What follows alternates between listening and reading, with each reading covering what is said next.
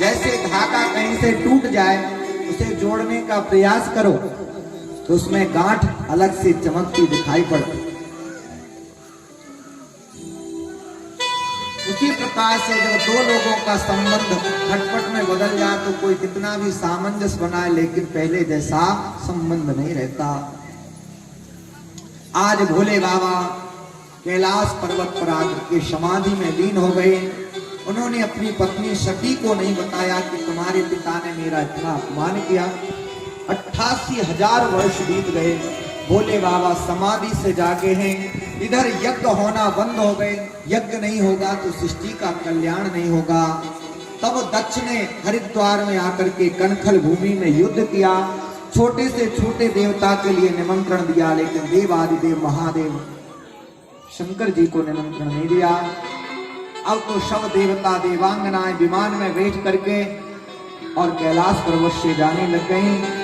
सती जी ने इशारे में पूछा, अरे बहन सुबह सुबह सज धज के कहां जा रही हो? देवांगनाओं ने कहा कि अरे तुम्हारे पिता इतना बड़ा यज्ञ कर रहे हरिद्वार में, वहीं जा रही हूं। क्या तुम्हें निमंत्रण नहीं आया? सती जी कहने लगी, निमंत्रण तो जरूर आया होगा, लेकिन कभी कभी डाक पत्री गड़बड़ा जाती है। चलो हम भी वहीं आते हैं। आज सती जी भोले बाबा के पास आई और उनके चरणों में बैठ गई और क्या कह रही हैं? प्रजापतस्ते ससुरस्य साम्प्रतम् निरापितो यज्ञ महोत्सव। भोले बाबा से कहने लगी, आपके ससुर प्रजापतस्ते ससुरस्य साम्प्रतम्, आपके ससुर। सती जी ये नहीं कह रही कि हमारे पिता यज्ञ कर रहे हैं। क्यों? क्योंकि जिससे भोले बाबा को थोड़ा अपनापन लगे। सती जी कह रही है, आपके ससुर हरिद्वार में यज्ञ कर रहे हैं, इसलिए उस यज्ञ में हमें चलना चाहिए। भोले बाबा ने कहा, देवी जब हमें निमंत्रण नहीं आया तो बिना बुलाए कहीं नहीं जाना चाहिए। लेकिन सती जी जब ज्यादा हट कर गई तो आज भोले बाबा उस दिन की बात आज सती जी को बता रहे हैं। भोले बाबा कहने लगे कि जहां प्रेम का संबंध हो वहां बिना बुलाए जाना चाहिए, लेकिन जहां शत्रुता का भाव आ जाए वहां पर नहीं जाना चाहिए। हम तुम्हारे पिता के सम्मान में थोड़ा उठ करके खड़े क्या नहीं हुए? तुम्हारे पिता ने मुझे लाख गालियां दी उस भरी सभा में। देवी मैं तो उस अपमान के घूंट को पचा गया, लेकिन अपमान को पचाना जहर से पचाना भी कठिन है। क्योंकि जब अपने प्रेमी के द्वारा वाणी रूपी बाण लगते हैं और जब जब उनकी याद आती है तब तब वो घाव हरे हो जाते हैं। जैसे कोई अस्त्र शस्त्र से काट दे तो कालांतर में ऐसी ऐसी जड़ी बूटियां हैं, घाव भर जाता, यहाँ तक कि निशान तक नहीं रहता कि कहाँ घाव लगा था। लेकिन जब अपने प्रेमी द्वारा वाणी रूपी बाण लगते हैं, जब जब उन वचनों को स्मरण करो तो तब तब घाव हरे हो जाते। इसलिए मैं तो उस अपमान के घूंट को पचा गया, लेकिन मैं तुम्हारे स्वभाव को जानता हूं, तुम उस अपमान को पचा नहीं पाओ। आज सती जी जब ज्यादा हट कर गई तब भोले बाबा ने जाने की आज्ञा दी है। आज सती जी जैसे ही चलने लग गई, नंदी आदि गण आ गए। भूत प्रेत बोले, माता जी हम भी आपके साथ चलेंगे, हमारे होते हुए आप अकेली कैसे जाएंगे? आज सती जी महारानी नंदी सुर पर बैठ करके भूत प्रेतों से घिरी हुई हरिद्वार के लिए अपने पिता के यहाँ को चली हैं। बोलो सती महारानी की। भगवान शंकर जी विश्वास है और माता सती विष्णु सिद्धा है। धर्मराज साक्षात धर्म है, नंदीश्वर साक्षात धर्म है। जब धर्म पर केवल सिद्धा जाती है, सिद्धा माने चलो हम कथा सुन लेते हैं, सुना है कथा सुनने से कल्याण सिद्धा है, लेकिन विश्वास नहीं है कि हमारा काम बन जाएगा, तो केवल सिद्धा धर्म पर बैठती है, विश्वास साथ नहीं होता तो उस धर्म को करने से कोई लाभ नहीं होता। इसलिए जब भी धर्म करो पूर्ण सिद्धा और विश्वास के साथ करना चाहिए। आज सती जी पहुंची हैं तो सती जी की सब बहनें आई थी, सब कहने लगी, अरे सती जी तुम अकेली आ गई, जीजा जी नहीं आए। संसार में कुछ लोग ऐसे भी होते हैं जो मिलने का अभिनय तो बड़ा प्रेम का करते हैं, लेकिन बात ऐसी कहेंगे जो सबसे बुरी लगती है। सती जी ने कहा कोई बात नहीं, यदि सती जी यज्ञ में नहीं आई थी तो सबसे ज्यादा बुरा लग रहा था माता पिशूति को। आज माता पिशूति ने जैसे ही देखा दौड़ करके अपनी पुत्री को हृदय से लगा दिया, क्योंकि जब तक माँ है तभी तक तो मायका है, फिर तो केवल औपचारिकता निभाई जाती। तो साधर भले मिली एक माता, भगनी मिली बहुत मुस्काता। आज सती जी जैसे ही पहुंची हैं यज्ञशाला में, छोटे से छोटे देवता के लिए यज्ञ का भाग रखा हुआ है, लेकिन देव आदिदेव महादेव के लिए कहीं भी स्थान नहीं। जो भी देवता सती जी को देखता है अपना सिर झुका लेता है, देखते ही नहीं सती जी। सती जी को बुरा लगा कि जो देवता आज तक प्रणाम करते थे आज मुंह फेर रहे हैं। जैसे ही दक्ष ने देखा तो कहने लगा कि अरे सती तुझे बुलाया भी नहीं फिर भी तू चली आई यहाँ पर। यदि माता पिता संतान को डांटे तो बुरा नहीं मानना चाहिए, क्योंकि माता पिता। लेकिन जैसे ही सती जी ने देव आदिदेव महादेव का अपमान देखा, कहीं यज्ञ में भाग नहीं देखा, तो सती जी को अब क्रोध आ गया। क्योंकि एक पुत्री अपना अपमान सहन कर सकती है, लेकिन एक पतिव्रता स्त्री अपने पति का अपमान सहन नहीं कर सकती है। इसलिए सती जी को क्रोध आ गया और सती जी ने कहा अरे दक्ष, तूने अभिमान में आकर के उन भगवान शिव का अपमान किया है जिसने एक बार कह दिया शिव उसका कल्याण कर, उसका कल्याण कर दिया। इसलिए शास्त्र की आज्ञा है कि जो स्वामी की निंदा करे, सामर्थ हो तो उसकी जीभ काट लो, और यदि सामर्थ नहीं हो तो कान मूंद करके वहां से निकल जाओ, लेकिन स्वामी की निंदा मत सुनो।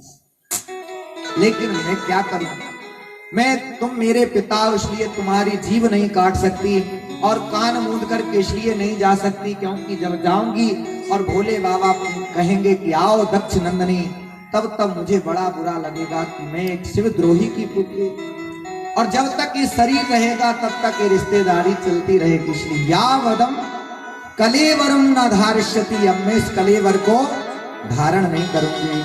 और भोले बाबा के चरणों का ध्यान लगाते हुए माता सती जी ने योग अग्नि के द्वारा अपने शरीर को जला करके भस्म कर दिया। सती मरत हरि सन वर मांगा, जन्म जन्म शिव पद अनुरागा। जो भूत प्रेत आए थे वो सब रोने लग गए, बोले कहने लगे जिस यज्ञ में हमारी माता जी मर गई उस यज्ञ को हम सफल नहीं होने देंगे। रघु ऋषि ने रक्षारोहण मंत्र पढ़ के तुष्टा नाम के देवता प्रकट कर दिए, उन्होंने भूत प्रेतों को मार मार करके भगा दिया। जब नारद जी ने भगवान का शिव जी का इतना अपमान देखा तो भोले बाबा के पास पहुंचे और भोले बाबा को समाचार दिया। भोले बाबा को क्रोध आ गया, अपनी जटा उखाड़ करके जो ही पटकी है एक वीर प्रकट हो गया। भगवान शिव जी ने कहा हे वीर तेरा कल्याण हो, इसी का नाम हुआ वीरभद्र। बोलो वीरभद्र भगवान की। वीरभद्र ने कहा कि स्वामी क्या किया है मुझे। भगवान शंकर जी ने कहा दक्षम स यज्ञम जही, जाओ दक्ष के यज्ञ में जाओ, जिस देवता ने जैसा अपराध किया उसको उसी प्रकार से दंडित करो। अब तो वीरभद्र जैसे ही चले हैं तो भूत प्रेत जो मार खा के लौट रहे थे, जैसे ही देखा हमारे स्वामी आ गए तो भूत प्रेतों का शरीर वायु प्रदान होता है। 10 दिशाओं से भूत प्रेत दौड़ पड़े, 10 दिशाओं में अंधकार छा गया। यज्ञशाला में बैठे हुए देवता कोई निर्णय नहीं कर सके। तब तक वीरभद्र ने यज्ञशाला को घेर लिया और कहा कि कोई भी देवता बाहर निकल के ना जा पाए। भूसा नाम के जो देवता थे एक भूसा दिया तो पूरी 32 बार। भग नाम के जो देवता थे उनके नेत्र फोड़ दिए। जिस देवता ने जैसा अपराध किया था, भृगु ऋषि दाढ़ी पटा ली क्योंकि दाढ़ी पर हाथ फेर रहे थे वो। जिस देवता ने जैसा अपराध किया था सबको दंडित किया। भूत प्रेत यज्ञवल्लियों को हिला हिला करके पूरी यज्ञशाला को पटक दिया। जो हवन के लिए खीर बनी थी, भूत प्रेत उसमें स्नान करने लगे। हर हर महादेव। दक्ष का यज्ञ और दक्ष का शरीर यज्ञ के मंत्रों से अभिमंत्रित था, इसलिए अस्त्र शस्त्र से नहीं काटा जा सकता था। इसलिए वीरभद्र ने उसका सिर मड़ोड़ करके और प्रधान कुंड में मानो पूर्ण आहुति कर दी। स्वाहा। सब देवता खंडित हो गए। इस प्रकार से शिवद्रोही यज्ञ में सब देवता खंडित हो गए। वीरभद्र इस प्रकार से यज्ञ को नष्ट करके भगवान शिव जी के पास पहुंचे हैं। सब देवता दौड़े दौड़े ब्रह्मा जी के पास पहुंचे हैं। ब्रह्मा जी ने कहा, जिस यज्ञ में हम नहीं गए, भगवान नारायण नहीं गए, भगवान शंकर जी नहीं गए, तुम कैसे पहुंच गए? पहले देवता कहने लगे, अब खाई सो खाई आंगे राम दुहाई। जब तक आप तीनों नहीं पहुंचोगे, कोई कितना जजमान निमंत्रण दे, हम नहीं जाएंगे। लेकिन सब देवता खंडित हो गए। खंडित देवताओं की पूजा कौन करे? तब सब ब्रह्मा जी सबको लेकर के भगवान शिव जी की शरण में आए। भगवान शिव जी की स्तुति की है सब देवताओं ने मिलकर के। भगवान शिव जी प्रसन्न भये हैं। ब्रह्मा जी ने कहा है कि ये देवता सब खंडित हो गए, इन्हें स्वस्थ करें। भगवान ने सबको वरदान दिया है। भृगु जी को थोड़ी सी दाढ़ी दी, अब इतनी दाढ़ी से काम चलाओ। भग देवता से कहा कि अब तुम नित्य की दृष्टि से देखोगे। पूषा देवता ने कहा कि अब तुम सतुआ पियो और भगवान का भजन करो। इस प्रकार से जो देवता खंडित हो गए थे सबको स्वस्थ किया। कहा, महाराज अब यज्ञ होना चाहिए। बोले बाबा, बोले यज्ञ हो चाहे ना हो। सब देवताओं ने कहा कि यज्ञ की बची हुई जो सामग्री है वो सब आपका ही भाग होगा। भगवान शिव जी प्रसन्न हो गए कि भगवान का प्रसाद मिलेगा। कहा, महाराज जजमान के ऊपर भी कृपा करो। तब भोले बाबा ने दक्ष के ऊपर कृपा की और इसके ऊपर बकरे का सिर जोड़ा गया और भगवान शिव जी ने अपनी कृपामयी दृष्टि से देखा। दक्ष जीवित हो उठे। भगवान शिव जी की बड़ी सुंदर स्तुति की, लेकिन संस्कृत भाषा है, बकरे का मुख है, इसलिए जैसे ही बोलने लगे भगवान शंकर जी को दया आ गई। इसलिए आज भी भक्त बम बम भोले ऐसा बोलते हैं तो भगवान शिव जी को अपने ससुर जी याद आ जाते हैं। अब की बार जैसे ही भक्ति के साथ आहुति दी गई, भगवान यज्ञ नारायण प्रकट भये। बोले यज्ञ नारायण भगवान की। भगवान ने कहा कि ब्राह्मणों ने भगवान की बड़ी सुंदर स्तुति की, भगवान प्रसन्न भये हैं।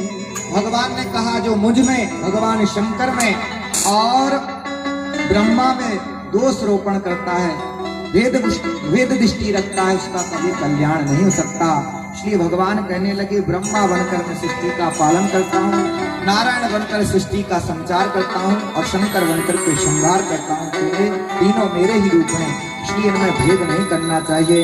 इस प्रकार से भगवान ने वरदान दिया और अंतर ध्यान हो गए। बोलो भक्त वत्सल भगवान की।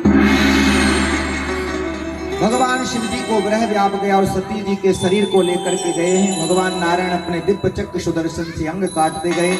जहां जहां जो अंग गिरते गए, इस प्रकार से भारतवर्ष में 52 शक्तिपीठ बन गए। और वही सती जी फिर मां पर्वतराज हिमालय के यहाँ मां मैना के गर्भ से पार्वती के रूप में प्रकट हुई और भगवान शिव जी को पाने के लिए बड़ा कठोर तप किया और फिर भगवान शिव जी को पति रूप में प्राप्त किया। इस प्रकार से भगवान शिव जी और माता पार्वती का विवाह संपन्न हुआ। बोलो उमापति महादेव की जय हो। आए